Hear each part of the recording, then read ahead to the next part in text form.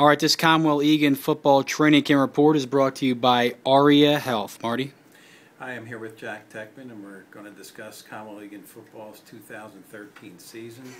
We might go back over a little bit of the 2012, and then we'll walk through what the coach's expectations are, any changes, and what he sees coming up, particularly with his first game coming up this week down the shore at Ocean City. Jack, yeah, you guys had a real nice year last year. He's 6 wins, a hair within 7th. Seventh win, a double overtime loss on the last day. A tough way to go out, but you're going to definitely miss some of the guys that you had last year that were seniors.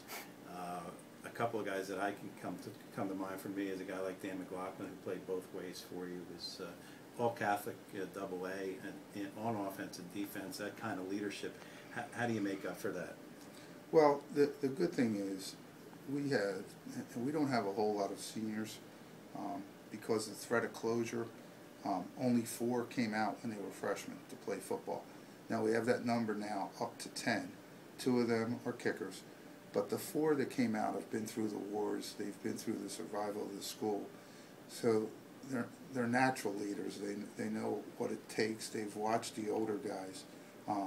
So we're really dependent upon those 4 guys who are captains to take over that leadership role and fill in, and then our junior class has to supplement. For a kid like McLaughlin is going to be replaced by a kid named Ruggiero, who was second-team All-Catholic linebacker last year. He's also going to start at the fullback. We had a transfer come in named Andrew Linder, who's going to play that role too, a fullback linebacker. So I'm not saying that we can replace everybody, but we think that we have the tools to get right back where we were. Well, that's a good segue to numbers. I know it's a concern. It's been a concern here for quite some time, and the numbers have been building. How do you feel about your numbers as far as kids that you have in the program this year? Well, as far as what we can accomplish, we've accomplished what we can. We've built the junior class up. There was 3 of them that came out when they were freshmen. There's now 10 of them. So we have 10 seniors, 10 juniors, 22 sophomores, and 18 freshmen right now. So we're at 59 kids, give or take a player here or there for injury. So when I got here, we had 32. So to get to 62, it's almost double in 3 years. We're really happy about that. We're happy about our future. We feel our sophomore and freshman class are talented, hard-working, good numbers. So we think that our future is bright, and then we just really have to rely on the seniors and juniors to show those young guys what it's all about. And some of the young guys are going to have to step up, play. Well, and again, you got, and I marked off the guys that I know. We did quite a few of your games last year, and I marked off quite a few guys that I know saw a lot of time last year. And as you mentioned, a guy like Joe Ruggiero will come up. He played very well on the defensive side. You're looking for him to do both sides of the ball.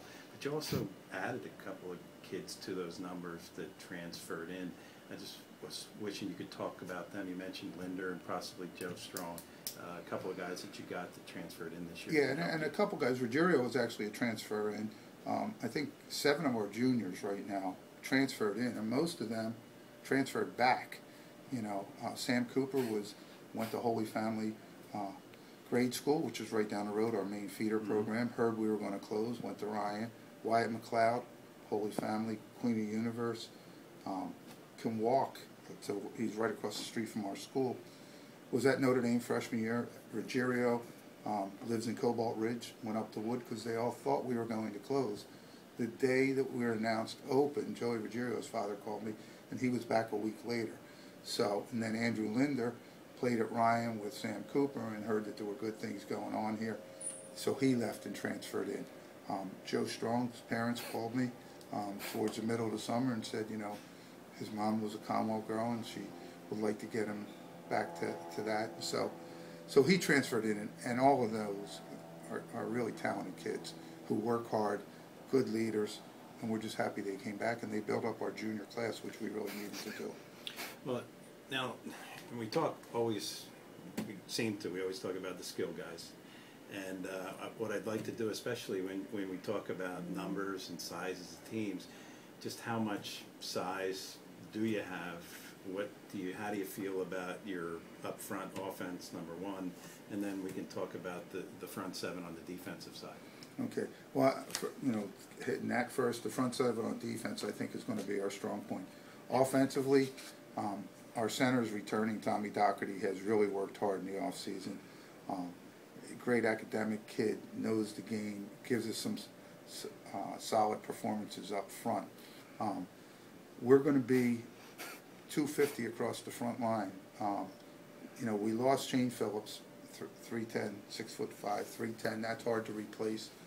We lost Ian Lovelace, but we got Dylan Lovelace, and Dylan Lovelace is probably just as big as Ian Lovelace right now. I think he's a little taller, right? Yeah, he's about 6'6", and doing good things for us in the first two scrimmages. Matt Palmer started for us last year at the O-tackle. He's back. So we added a freshman who's going to start for us named Keenan Baines, and he may be one of the most talented freshmen in the area. He's 6'3", 260, and he moves. He plays basketball. He's got quick feet. He's got good genes. He's Tyrone Lewis's cousin, and he's just done really good things. We added another 6'5", 240-pound freshman from the Ben Salem area named Blake Morgan, who we think can help us. So, and then Sam Cooper transferred back from Ryan, and Sam's just really a talented athlete. So size is not going to be our issue. Our issue is going to be experience and gelling together as a unit. And Doherty and Palmer are captains, and they got to head up that offensive unit and get it to gel together. And then our front seven defensively, almost all of them started last year, with the exception of Cooper and Baines, who transferred in. But Jordan Burney, Wyatt McLeod, Joey Ruggiero, Rich Turchi, they all transferred in last year, or started last year for us, and did really good things. So they're all back and they're all playing. They're all underclassmen, and the good thing is a lot of them are coming back again next year. So you have a couple of guys, especially Turchi and Ruggiero, who. Yeah, Turchi's definitely our leader. He's calling our signals defensively, and he's going to head up the defense. And we're really looking to him for leadership, along with Michonne in the secondary. So we think that we have, the people in place, but we also think we got to grow up real quick.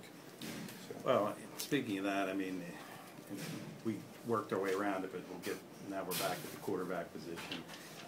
I'd be remiss if I didn't mention that, you kind of had a security blanket with you there for a while. Your son Kyle, he's now graduated.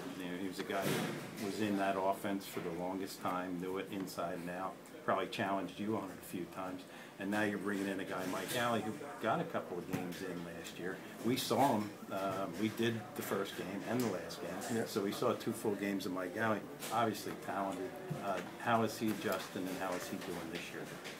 Michael, as you say, is a talented kid, a smart kid. I think he's 14th in his class.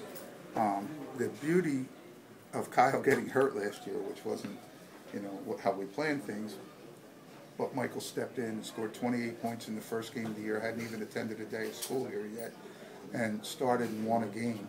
And then we scored 31 on Thanksgiving Day. He rushed for, I think, 120, threw for 2 touchdowns. Just matured it. And, as I started to work with Mike Alley last year, when I started with him, midline is probably the toughest step our quarterback has to learn, along with the triple option. And within the first day, I stopped and I said, "Where did you ever run midline?" And he said, "Well, you taught me at Pendel." Well, here, I used to go down and put a little clinic on when Kyle was there playing, and some of the guys that I coached at the Chamonix were coaching there. So I didn't know it. It was years before. He was a small kid. Now he's 6'2". So he has come in with the knowledge of the offense and ability to run the offense. He's learned the deception of the ride and everything, and so we think that we're just going to continue on right where we run, maybe even be better, because Mike's a little bit taller than Kyle, got a little bit better vision over the line, he can really spin it, got a great arm. So we're going to go as Mike Alley goes, and he's mature beyond his years. So that's my least concern offensively, is that the biggest concern offensively is keeping him healthy, because we just had an injury to our backup quarterback, so that may hurt. Oh, I got you. All right, and you're preparing this week, and this is the last question I have for you. It's a little different. You're starting off in Ocean City with a Catholic League team, which is almost becoming, it's like a tradition down there now. Your team's involved in it. Right. You got Lansdale Catholic. How do you feel about getting everybody on a bus going down to the shore, opening up with a Catholic League team early, and what do you think your chances are, and how does Lansdale look? Well, we sought the game out.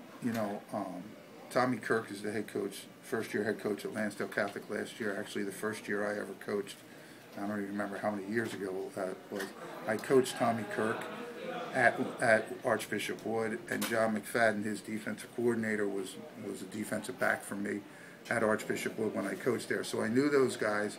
We went down and scouted this game last year, and talking to Tommy afterwards, I said if it ever becomes available, we'd like to get involved. It is kind of becoming a tradition between there and Wildwood. I think there's 8 Catholic League teams now playing on Labor Day. And it's a unique experience for the kids. We're taking a charter bus down. We have a brunch set up at Great Bay Country Club. Try get the kids down there, get them settled in, have them something to eat, and then we only drive 20 minutes over the 9th Street Bridge. So it's like going from here to Truman. So we try and treat it. We did that when we went up to Nativity last year, and it really worked out well. Instead of getting on a bus, hitting some short traffic, 2 hours, get off the bus, play the game. So logistically, we're doing that. Lansdale Catholic is very good. We've seen in the last 2 weeks. They're big and they're strong up front. They got a 6'2" quarterback. They got a kid named Schmidt, who I coached his father also, who's a talented running back. So they're saying this is their year, and I believe it the way they look. So it's going to be a challenge for us. They're a AAA, we're a AA. Tommy Kirk was coach of the year last year. Did a great job. They're disciplined. They're tough. But we have to start to step our schedule up, because we're going to get there, and we're going to have to play against those type of people. And when you start to get 60 and 70 kids out for your football team, which we think we're headed in that direction, you should eventually be able to play with everybody. And so that's where we're headed. So Lansdale Catholic is the first step up, and then we go Valley Forge, Lower Moreland, Marion Catholic, non-league. So we think that we have a real good shot at it. Well, yeah, you've mixed it up, and we've talked about schedule before in previous years. You start off with a AAA, you kind of get back down to 2 AA's, and then Marion, who's a single A, but a very good single A, and they've come off a couple of good years up there too. So they sure have. So we've been up to Tamaqua the last 2 weekends and saw them, and they look like a AA. They don't look like a single A. So it's a little more challenging, but we still think we have a good shot to win more than we did last year, and that's the progress of our young kids and the health of our football team are going to be critical to our success, and we realize that. Well, it's great. Thanks for taking the time to talk to us. A busy day. I know you're getting ready this week for Lansdale. I appreciate it, and good luck. No, and thanks. I we'll appreciate you guys coming in. No problem. Appreciate it. Take care.